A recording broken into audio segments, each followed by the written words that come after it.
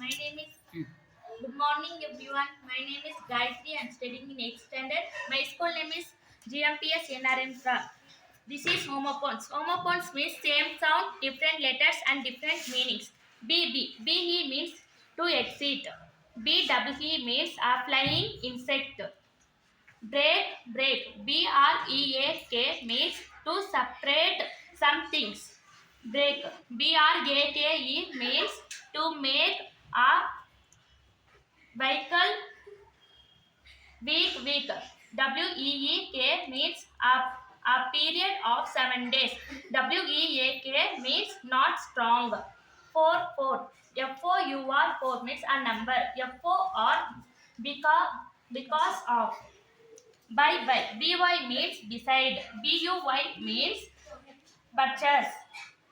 Heel means HEAL means to become healthy again. HWEL means back of deer. DWER means wild animal.